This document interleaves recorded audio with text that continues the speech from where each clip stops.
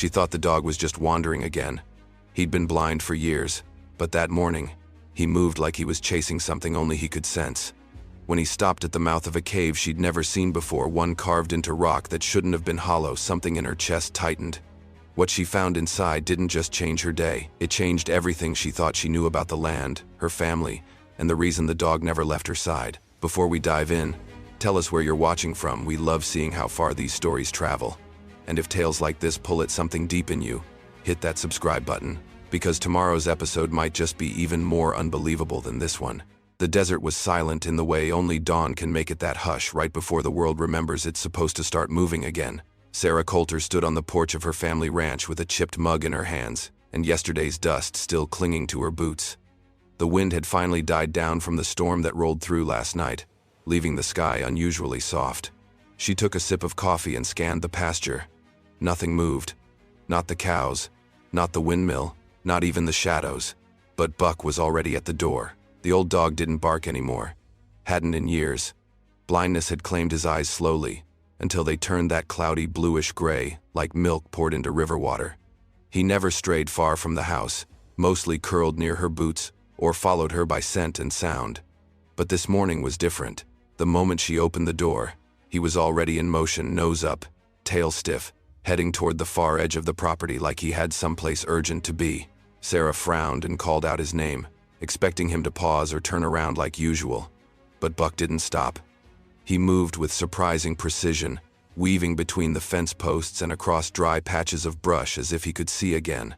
She hesitated only a moment before grabbing her coat and jogging after him. Something about the way he walked made her chest feel tight. They passed the old cattle trail, then the place where her father used to set fence posts before his hands shook too much.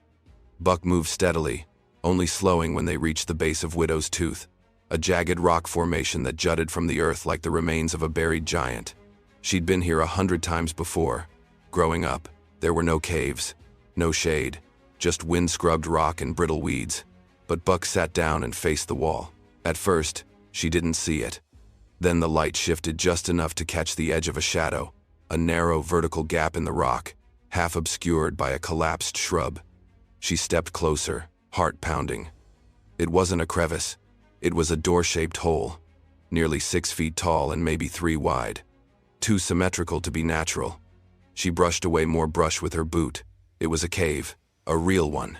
Sarah turned to Buck, who sat silently now, his clouded eyes fixed on something only he could feel. He didn't pant, didn't move, just waited. She crouched next to him, her hand resting on his back. "What is this?" she whispered. He didn't answer, but she felt his body relax beneath her fingers like whatever job he'd been given was finally done. Sarah stood slowly and looked into the darkness. It swallowed the light. It pulled at something deep in her ribs, and for reasons she couldn't explain, she stepped inside. The moment she stepped past the threshold, the temperature dropped 10 degrees. It wasn't just the shade, this was subterranean cold, the kind that clung to your skin and settled in your bones. Sarah held her breath as her eyes adjusted, though there wasn't much to see. The light from outside barely reached a few feet in. Everything beyond was thick shadow. She pulled the small flashlight from her coat pocket and clicked it on. The beam pierced the dark in a narrow cone, revealing smooth stone walls that shimmered faintly, like they'd been polished or worn by water. But there wasn't water out here. Not for miles. Her boots echoed as she moved forward, careful not to touch anything. The cave wasn't just a hollow, it was a passage, long and surprisingly even. The walls weren't jagged or chaotic like most natural formations. They curved in gently, almost symmetrical. She glanced back. Buck was still sitting at the entrance, just a pale shape outlined in morning light. He didn't follow, he just waited, like a sentinel posted to watch the door. Sarah turned back and kept going. About 20 feet in, the tunnel opened into a wider chamber, a space large enough for her to stand upright and move freely. Her flashlight passed over the floor and landed on something that made her heart stutter. A series of etchings on the wall, not random scratches or graffiti. Symbols, patterns. She stepped closer, brushing dust from one of the carvings with her sleeve. A spiral, a handprint, and then, just beneath it, a set of numbers that sent her blood cold. 8/22/63, her father's birthday. Her hands trembled as she traced the date. There was no reason for it to be here, no logic, No explanation. He died 15 years ago. There had never been talk of caves or carvings. He was a rancher, not a miner or explorer, but that date was real. It was his. She remembered the number because it was etched into his gravestone, too. She stepped back and aimed the light lower. That's when she saw the mound. A pile of dust and time settled over something boxy near the far corner. She knelt beside it, brushing away years of stillness with careful hands. Beneath the grime was a lockbox, battered, metal, familiar. The kind her father used to keep under the seat of his old truck. She hadn't seen it in years. Her fingers found the latch, rusted but intact. It creaked open slowly. Inside, wrapped in a worn red bandana, was a leather journal. The kind her dad used to carry, filled with feed schedules, invoices, half-sketched fence designs. But this one was heavier, older. She opened to the first page, her heart hammering. In that unmistakable slant of her father's hand, it read, "If you found this, it means I didn't make it home. But it also means you're the only one I trust to know what comes next."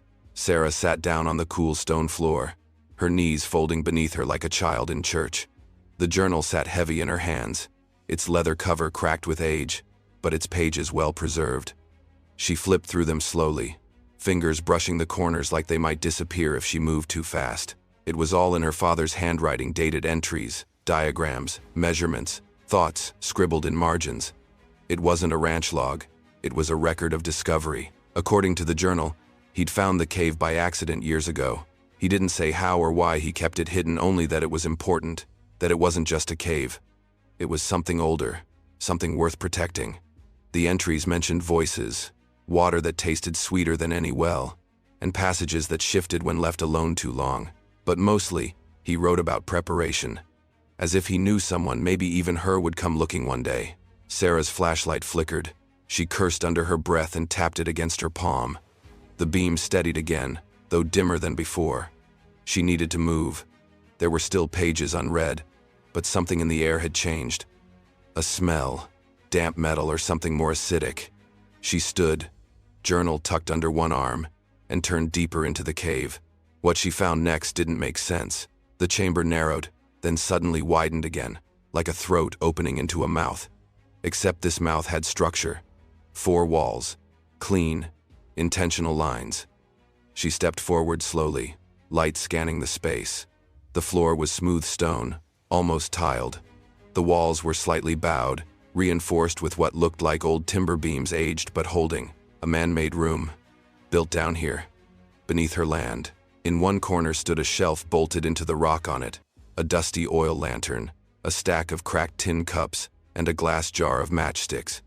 Next to that, a small wooden crate with faded markings. She crouched and peeled the lid back. Inside were old tools, a rusted hammer, a coil of wire, a canteen still half full. But what made her breath catch was the object beneath them all, a second box. Smaller, wrapped in the same red bandana pattern as the one from above. She unwrapped it with care. Inside, resting on a layer of cloth, was a revolver. Her father's old Colt .45, serial number scratched off, the ivory handle worn smooth by his hand. He used to keep it in a drawer by the bed. She hadn't seen it since the night he died. Beneath the gun was a folded map, hand-drawn. The ranch, the cave, trails winding between them like veins, and 3 red X's marked in different spots. One of them sat directly beneath the word, source. She stared at it, heart hammering again. This wasn't just a hiding spot. It was a plan, and she was standing inside it. The ranch looked different when she stepped back into daylight, not because anything had changed, but because everything had. The windmill creaked softly in the distance. A hawk cut across the pale sky. And Buck, he was still waiting near the cave's entrance, unmoved, as if guarding not just the entrance, but the silence that now lived behind her ribs.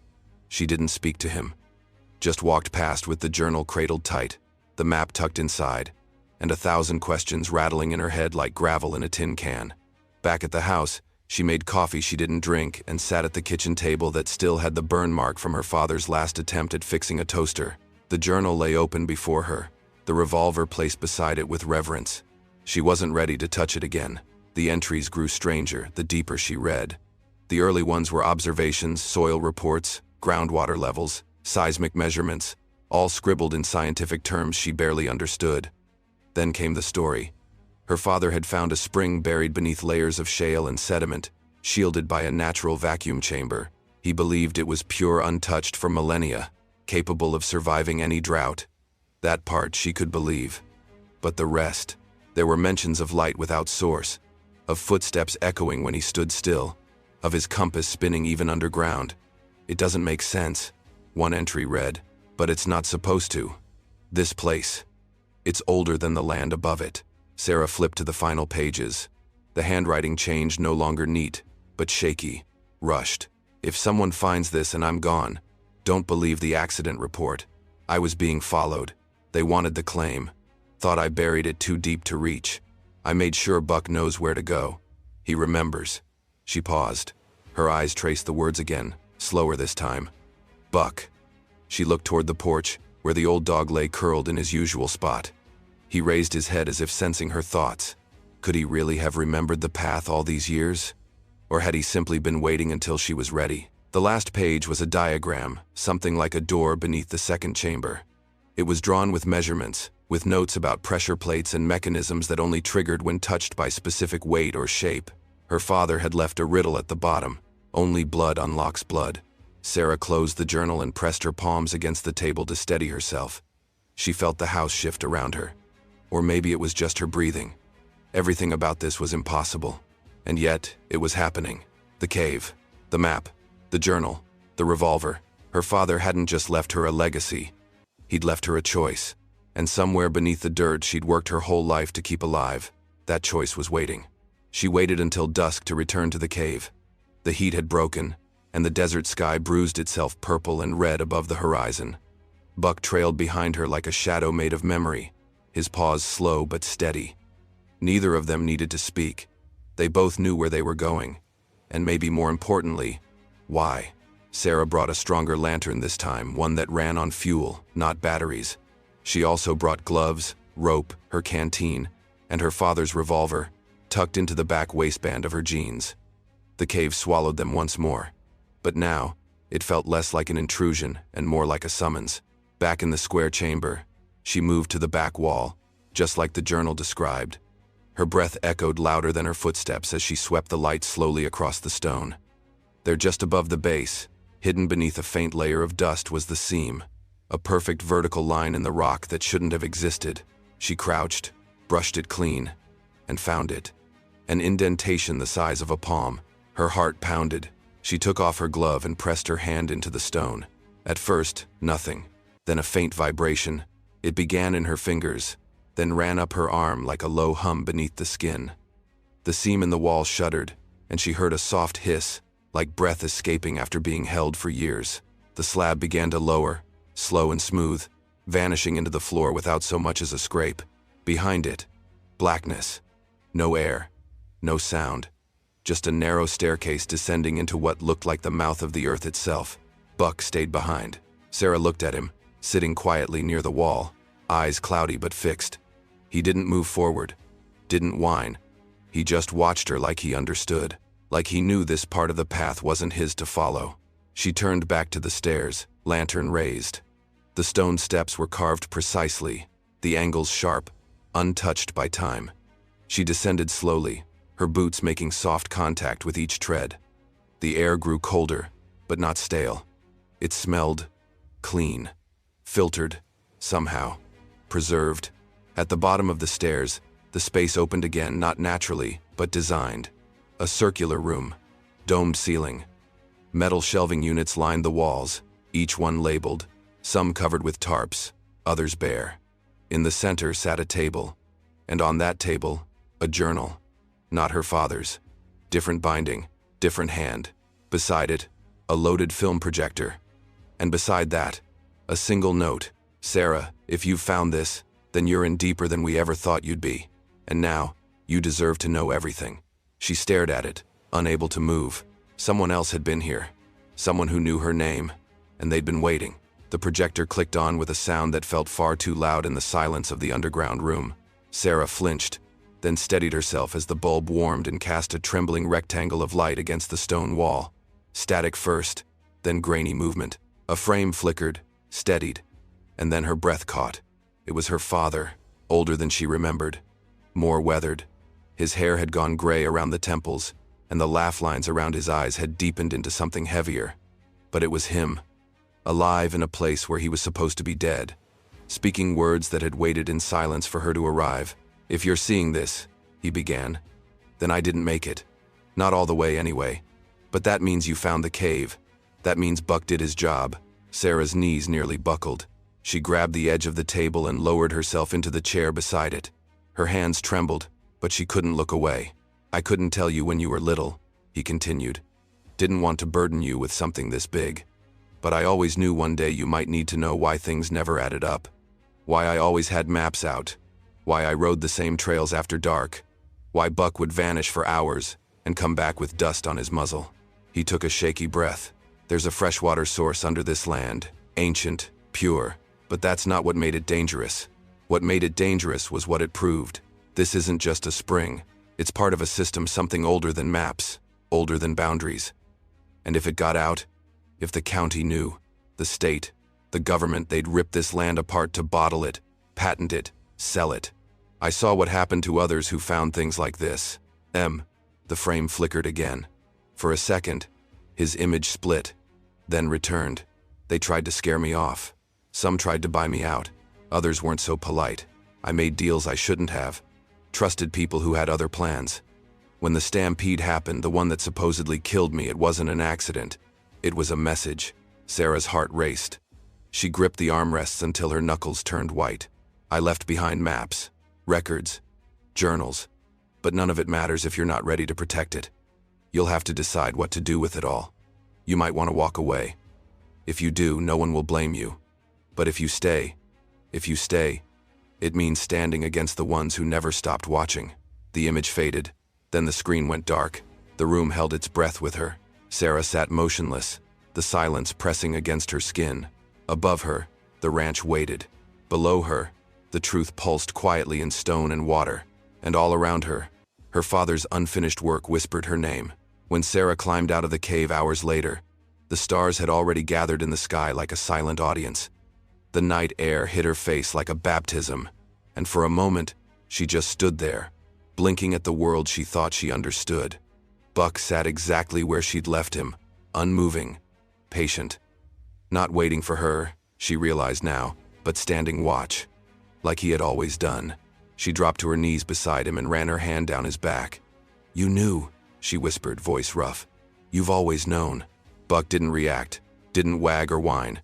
He simply leaned into her touch, his old body steady as stone. Sarah thought back to every strange moment from childhood. Every time Buck disappeared without explanation. Every time he returned smelling of earth and metal. She remembered how he paced the porch before her father went missing. How he barked into the wind that night, the last time he ever used his voice. "He trained you," she said, realizing it out loud. "Didn't he?" There was no answer. Just the slow, rhythmic thud of Buck's tail against the dirt. Back at the house, Sarah spread the maps and journals across the kitchen table. She flipped through every diagram again, studying her father's careful plans. One note, scrawled in the corner of a weather-stained page, caught her attention. "Buck's pattern memory is near perfect. He knows the cave better than I do." She sat back, stunned. The dog hadn't just remembered the cave. He'd been conditioned, guided. Her father had turned him into a living compass, a guardian, a key. Not just because he was loyal, but because no one would ever suspect a dog carried the map inside his mind. She thought of all the times she dismissed his odd behavior. The way he sometimes refused to cross certain fences. The way he sat facing the hills during storms. She thought he was aging, slowing down, but he wasn't. He was waiting for her to be ready. Sarah looked at him again, really looked, and felt something rise in her chest that was both grief and gratitude. This wasn't just about inheritance. It wasn't about land. It was legacy. One that walked beside her every day. One that had watched over her long before she knew she needed watching. She got up, grabbed her father's revolver from the counter, and slid it into the holster she hadn't used in years. The pistol felt like weight and memory all at once. Outside, the wind stirred the dry grass. Distant thunder murmured on the edge of the desert. Sarah looked down at Buck, who had already stood, tail still. "Come on, old boy," she said softly. "We've got more to find." And without hesitation, Buck turned toward the hills again, walking not blindly, but with purpose. She hadn't planned on visiting the neighbors. Not that night. Not ever, if she could help it. But the red X on the map she'd found, the one marked just past the dry creek bed, sat on the edge of the McAllister property line. And that changed everything. The McAllisters had owned the neighboring land for generations. Cattle, corn, oil rights they swore didn't pay out anymore.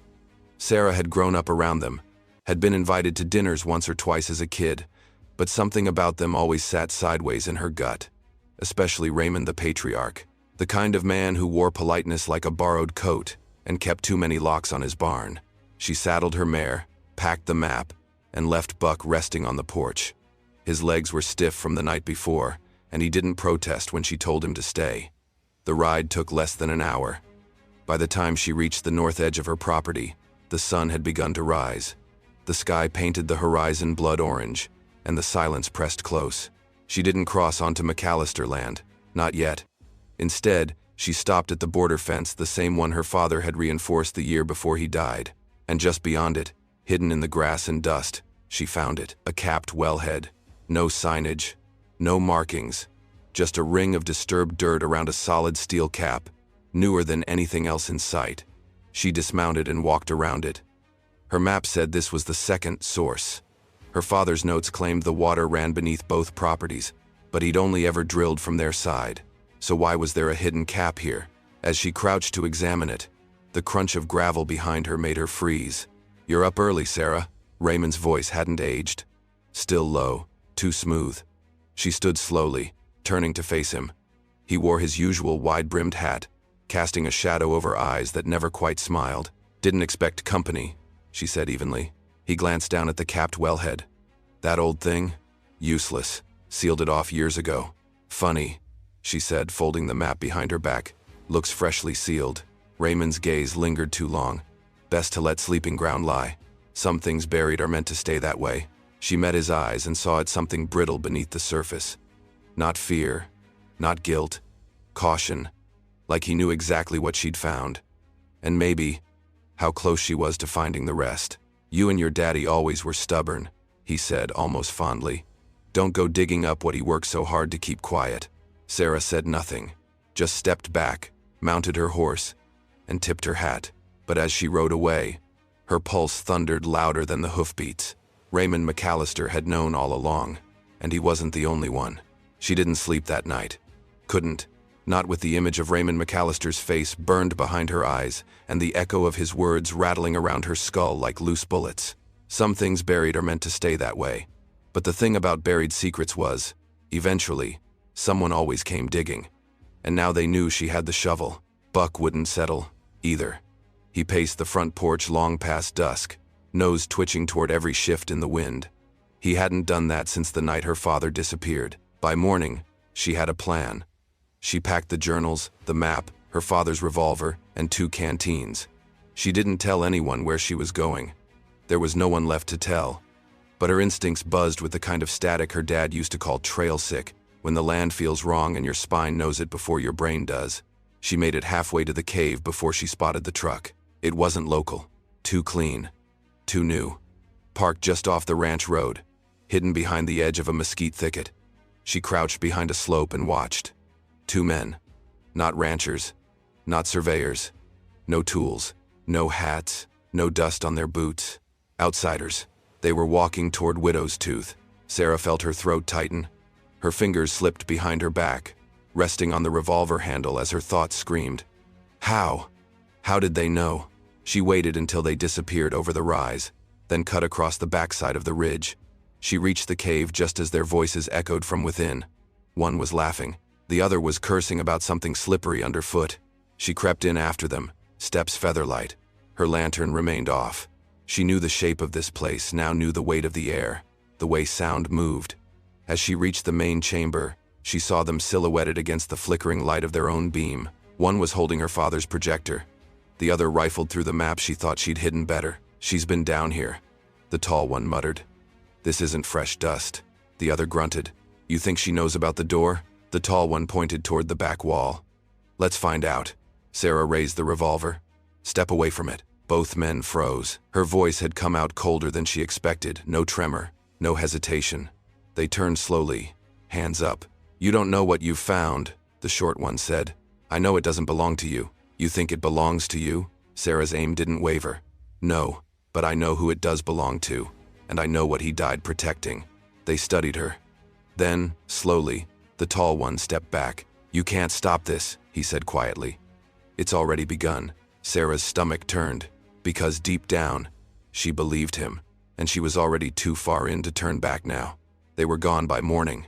No tire tracks, no footprints, no sign the two men had ever been on her land except for the dust they stirred in the cave and the warning they left behind. Sarah didn't know their names, didn't know who sent them or how far the secret had traveled, but she knew this much: they'd be back, or others like them, with cleaner boots, sharper smiles, bigger offers. She sat on the porch with Buck curled at her feet, watching the horizon like she expected it to blink. The journal lay open in her lap, one corner fluttering in the breeze.